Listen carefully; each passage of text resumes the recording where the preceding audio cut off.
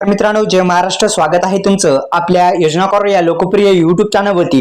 मित्रांनो, स्वागत आहे पुन्हा एकदा तुमचं. आपण जे आहे तुमचं कोणत्याही बँकेमध्ये खाते असू द्या, हे व्हिडिओ तुमच्यासाठी अत्यंत महत्त्वपूर्ण असणार आहे.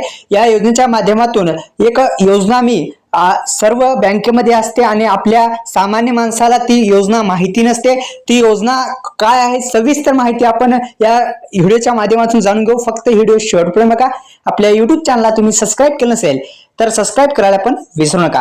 तर नमस्कार मित्रांनो, reserve bank of India RBI ने मुदत ठेवीची म्हणजे FD योजना आपल्या सर्वांना माहिती नाही की जी FD योजना म्हणजे काय असते, FD खाते काय असतं, एखादी व्यक्ती किती FD खाते उघडू शकते, दुसरा म्हणजे FD खाते उघडण्यासाठी पॅन कार्ड अनिवार्य आहे का, दुसरा म्हणजे तुम्ही FD मध्ये किती वर्षासाठी गुंतवणूक करू शकता. आता FD जे आहे तुम्ही बँकेमध्ये FD सुद्धा करू शकता.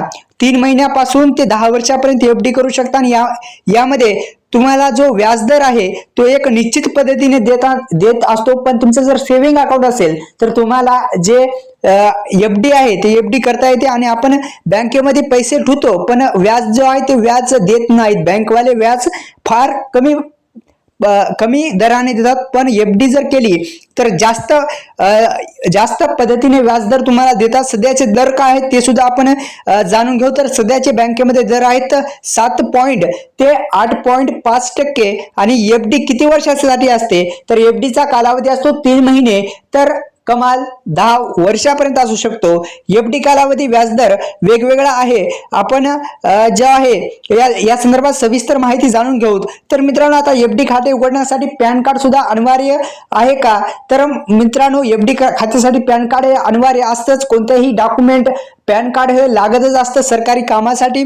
तर मित्रांनो, अशा पद्धतीने हे सर्व FD योजना आहे आणि या FD योजनेचा जरूर लाभ घ्या. FD मध्ये तुम्ही गुंतवणूक करू शकता आणि बँकेद्वारे थेट तुम्ही बँकेशी संपर्क साधून किंवा बँकेमध्ये जाऊन ही FD सुरू करू शकता 3 महिने ते 10 वर्षासाठी. तर मित्रांनो, धन्यवाद.